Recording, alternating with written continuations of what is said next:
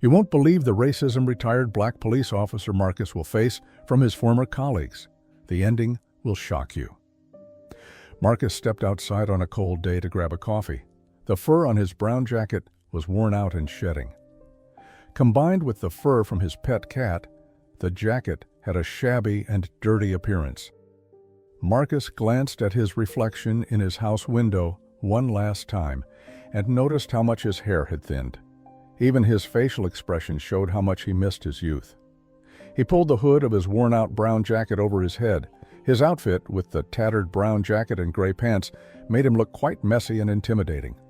But Marcus was oblivious to this because, in his eyes, he was a pure and decent man. As a former police officer, Marcus had been forced to leave his job after being severely injured in the shoulder while saving the life of a white criminal. To cope, he attended numerous seminars and psychological support meetings where he tried to give hope to others, speaking about how saving a life, even that of a criminal, was an incredible act. He regularly attended church to worship and visited his late wife every Thursday. His profession had taken a lot from Marcus, eventually leading to his retirement at the age of 47. He had discovered that his wife Amanda had once been caught in a Nazi rally. But Amanda wasn't that kind of person. She had been forced to stay there because she was pregnant and couldn't leave. Chaos erupted when the police tried to disperse the rally participants. In the midst of the commotion, Amanda fell to the ground and was trampled to death in a horrible way. Despite this tragedy, Marcus returned to work the next day. Although he loved his job, he missed his wife terribly. He started sleeping in the room they had prepared for their unborn baby. Before he ever got to hold his child, a group of racist Nazis had taken both his wife and unborn child from him. A group of journalists once offered Marcus money to curse the Nazis who had caused his wife's death. They said, "If you make a statement cursing the Nazis who killed your wife and child, we'll give you $250,000. Marcus was infuriated when he first heard this offer. He was stunned, unsure of what to say or how to act, and years have passed since then. As Marcus slowly walked out of his house, he stumbled over a rock while heading to his 2007 sedan and fell to the ground. His knee was scraped and bleeding lightly, and his pants had torn from the fall. The snow beneath him was stained red with blood, so Marcus tried to clean it with his foot, but only made it worse. Frustrated, he scooped up more snow to cover the blood. Marcus's face showed how annoyed he was. His pants were now torn and his mood had soured. To anyone else, Marcus appeared like a homeless man wearing a shabby, dusty jacket, torn pants, and a hood over his head. He was only missing a cardboard sign asking for $1. Marcus slowly opened his car door, which let out a creaky noise like a child's scream because of its old age. A foul smell, like expired chicken, came from the car. Marcus found it strange since he hadn't bought any groceries recently. Peeking into the back seat, he figured the smell might be from leaving the car unused for 2 weeks. He sat down, grabbed his keys, and started the engine. While waiting for the car to warm up, he checked his fuel gauge and realized he was low on gas. He needed to refill soon.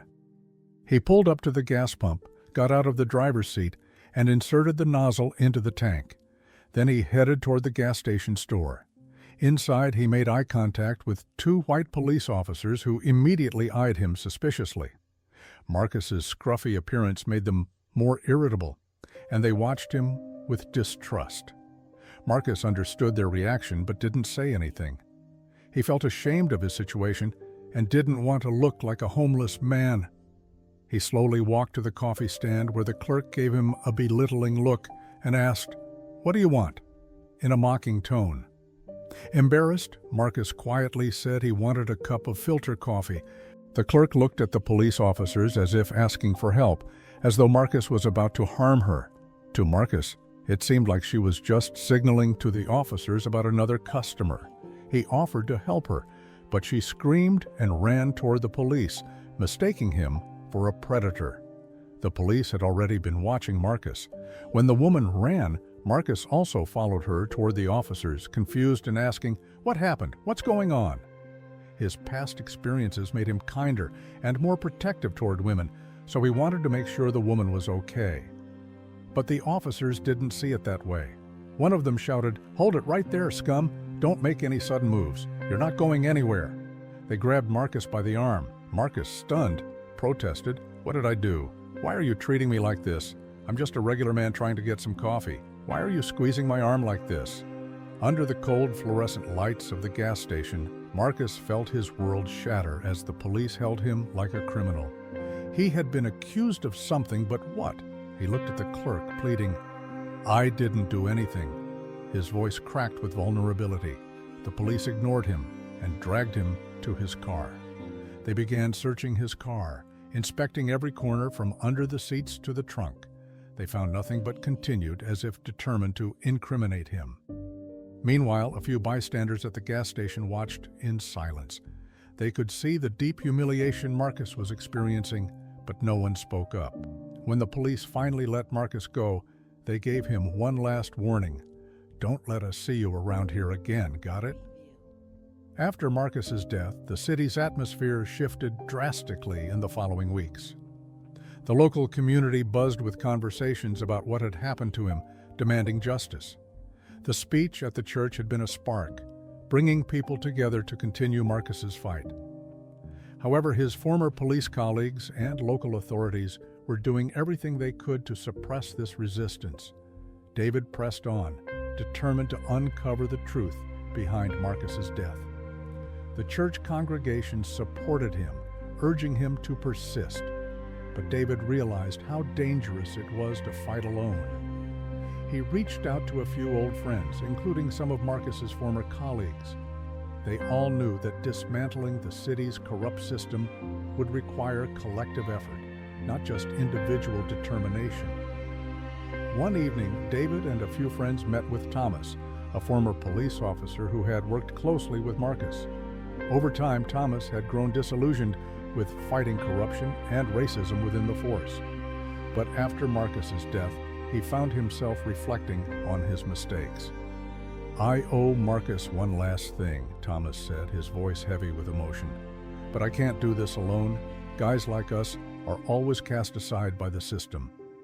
David considered Thomas's words carefully. He believed Thomas, like Marcus, had once been a man fighting for true justice, but the system had broken him. That night, David and his friends decided to delve deeper into uncovering the conspiracy behind Marcus's death. Exposing the corrupt officials in the police force who had orchestrated his murder could ignite the city's quest for justice. The next day, David and Thomas took new evidence about Marcus's death to a local newspaper. Initially, the paper agreed to investigate, but nothing was published. It didn't take long for David to realize that the journalist had been threatened. The town was still waiting for answers, but fear kept everyone silent. A week later, David received an unexpected text message. "I found them. If you want to know the truth, come to the old warehouse at 11 p.m. The message came from an old friend, one of the few former officers still pursuing justice despite threats. David knew he had to prepare for this meeting, but also be cautious. At 11 p.m., the road to the warehouse was eerily quiet. Located in an abandoned part of town, the warehouse stood in the cold, somber night. David's footsteps echoed in the empty streets, and he felt a growing sense of isolation. Yet, he knew he had to uncover the truth behind Marcus's death. Inside the warehouse, David spotted Sam, a former officer who had once been a formidable force in the police department. But after witnessing the corruption within, Sam had chosen a different path. "I'll tell you everything I know about Marcus's death," Sam said as he stepped closer to David. "But I have one condition. If you pursue this, we have to expose the entire rotten system." Sam emphasized the need for secrecy, as the corrupt individuals within the police force still held significant power. He also warned David and his friends about the dangers they would face. Despite the risks, David was resolute.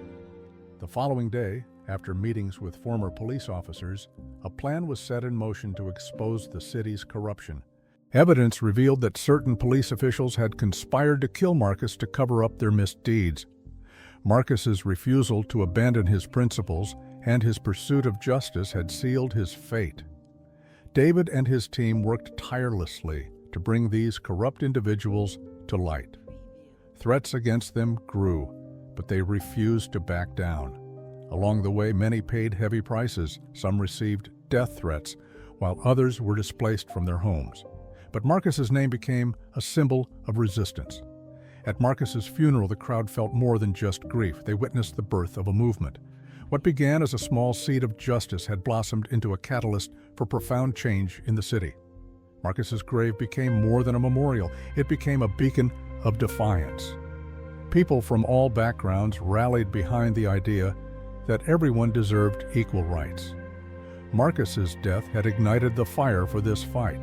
Those who spoke Marcus's name did so with purpose. He wasn't just a man who had been taken too soon. His loss, along with that of his wife and unborn child, became a symbol of hope for a societal transformation. And the words engraved on the tombstone gained even greater meaning. To save one life is to save the entire world. He did this throughout his life. Now he rests in peace. After Marcus's death, David and his team quickly began to establish a network. With the support of the local community and some journalists in the city, efforts to expose the corrupt elements within the police force gained momentum. However, this journey would not only be about advocating for the victims' rights, but would also lead to the birth of a grassroots movement against injustice. With the support of his former police colleague Sam, David was crafting a new plan to confront the corrupt leaders of the local government. This wasn't just about the safety of the city, but also an opportunity to spread justice throughout the entire country. However, the plan would come at a cost. One night, David and Sam met in an old warehouse near the city center to discuss their final plans. Turning to David, Sam said, "This will end either in victory or death," his face marked with concern. "But we have to go through with it. The ones who killed Marcus are rotting the city and this country." David took a deep breath before responding to Sam's words. He had no choice now. He couldn't let everything slide back into chaos. Both Marcus's and his own fight had to mean something. That night, he decided to gather his team. The next day, David's team held a meeting with journalists. Addressing them, David said, "We can't simply view Marcus's death as a loss. His death took the city's soul with it. Now we're taking it back. This isn't just a story, it's a rebellion." David's words sparked a glimmer of hope in the journalists' eyes. Many had long been searching for the truth and courage they had lost. Now, investigating Marcus's death was no longer the duty of just one person. It became the responsibility of the entire city, perhaps the entire country. The plan was extremely risky. David, Sam, and their team aimed to steal documents and evidence incriminating the corrupt leaders at the city's highest levels. At the same time, they sought to infiltrate the police force to expose the officers involved in Marcus's death. However, every step of the way was fraught with danger. No matter how careful they were, the smallest mistake could bring everything crashing down. In the early hours of the morning, David's team began stealing confidential documents stored in a warehouse. These documents contained evidence of illegal deals, corruption, and crimes committed by police officers and administrators. But the complicated part was that they could only access some of the documents. The most powerful people in the city had always obstructed justice and obscured the truth. At that moment, one of David's team members shouted, "I found it!" The stolen documents revealed a scandal that reached all the way to the office of the mayor. There was evidence of a network of racism that had permeated the highest ranks of the police force for years. Sam and David secured the documents and began searching for ways to broadcast the findings to a wider audience. But things wouldn't be as easy as they'd hoped. The city's corrupt figures mobilized both police officers and other officials to hunt down the team. One night, there was a knock on David's door. Sam entered, his face pale. "They know. They're after us," he said. "One more move and it could all be over." Despite Sam's warning, David was resolute. Yes, maybe, but we're not backing down. We can't let Marcus's killers and the city's oppressors walk away so easily. As the movement gained momentum, it began to awaken much of the local media. Some journalists realized they were on the brink of a major scandal and decided to reveal David and his team's covert operations. These revelations began to shake the city. Marcus's death was not just an individual tragedy, it exposed the systemic rot. David and Sam managed to deliver the documents to the city's largest TV channel. When the news based on those documents aired at midnight, it unleashed a storm. People took to the streets demanding justice. Many began sharing their own experiences with police brutality and racism. But this was just the beginning. When David saw the power of the people, he realized this was no longer merely a local issue. Marcus's death had sparked a nationwide resistance. Voices were being heard, and those united in the search for truth grew stronger in the face of oppression. However, the danger for David's team was far from over. What began with Marcus's death could bring down some of the most powerful names in the police force, but it could also provoke one final desperate move from them. Around that time, a former police colleague sent David a secret message. "I can help you," the message read, "but be careful. They could find you at any moment. If you don't take the right steps, they'll kill you all." While David couldn't fully decipher the message's implications, he knew one thing for certain: there was no turning back now. They would either win this fight or pay an even greater price. David and his team began preparations to make their next move in reshaping the city with the power of justice. Everything revolved around avenging Marcus and shaking the rotten foundation of the system, and no matter what, they would fight for justice. David, along with his team, was on the brink of creating a massive change in the city. With each passing day, as the corrupt elements within the police force were exposed, the public's reaction grew stronger. However, most of the reactions led to massive protests and clashes in the streets. David and his team were showing immense courage in confronting police violence and corruption, but at the same time, they were aware of a threat that was breathing down their necks at any given moment. One night, David, Sam, and the team gathered for one final move. They wanted to take the rebellion spreading across the city one step further and put the major scandals on the national agenda. David's plan was to get all the documents into the hands of the city's most powerful media outlets and public movements. But this time, it wouldn't be enough to just secure justice. David would have to put his own life on the line for the success of the plan. David turned to Sam and said, "These are our final steps. We have to do this right. If we're successful tonight, maybe things will truly change." His voice was determined and tired.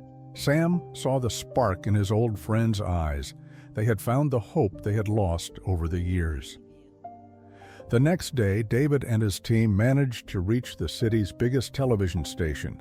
This time, they would spread the documents and the dark side of the city to a larger audience, ensuring that the public would see the truth. As the broadcast time approached, the team members were making their final preparations with great patience. David warned them several times to be careful for their safety. He knew the last steps had to be made with caution. The night passed in a great silence that enveloped the city. The program aired on the television station was so shocking that it would change not only the city's, but the entire nation's agenda. The footage of David talking about Marcus's death and his quest for justice echoed in the streets. The public began to see the corruption and racism within the police force. People were now taking action to make their voices heard. However, this victory was short-lived. David couldn't sleep soundly that night. He knew exactly which step would be too dangerous and which move could end his life. The dark rulers of the city and some of his old friends in the police force were after him. Years of secret collaborations and filth were now making their final desperate moves. The next morning, a message arrived on David's phone, instantly shattering all of his hopes. "We need to reach you. No matter how much you hide, we will find you," it said. David called out to his team, "We may have been given one more chance to continue where we left off. But now, it's all over." The unease inside him had become unbearable. Although David could feel the power of the people, he believed that when he took one more step, everything would come to an end. And when that moment came, David and his team retreated underground one last time to take the final step in executing their plan. However, late that night, David's address had become a target. The decayed power within the police force was prepared to eliminate him at any moment. As David sat alone in his house, the door suddenly knocked. He jumped up in fear and moved toward the door. When he opened it, he saw Ray, one of his old police friends. Ray looked at him with regret in his eyes. "We shouldn't have done this, David. This shouldn't have been the end," he said, his hands trembling. David stared at him silently for a few seconds, then calmly replied, "I know. But there's no going back from here. I only know one thing. After Marcus's death, at least one person had to do the right thing." Without thinking, Ray pointed his gun at David. David's eyes widened in shock. However, there was fear and hesitation in Ray's face. "I can't do this, but I can't protect you. They will find you," he said, stepping back quickly. Although David felt the threat from Ray's gun, he fearlessly said, "Forever." In that moment, the sound of police approaching from the dark streets could be heard. David took the final step of his life and took a deep breath. Finding peace, David, quote, "Death sparked a revolutionary movement among the people." In response to the loss of one man's life, they entered into a larger fight. Marcus's revenge and David's courage turned into a freedom struggle that completely changed the city. David's death became a symbol that ignited the awakening of the people. The words written on David's grave exalted the fight he gave for the people one last time. Peace comes at the end of doing what is right. Seeking justice, even in the last breath, is true freedom. That night, the people continued to honor David's memory because his last words had resonated in each of them. And in the end, a light rose over the city. Justice would return one day.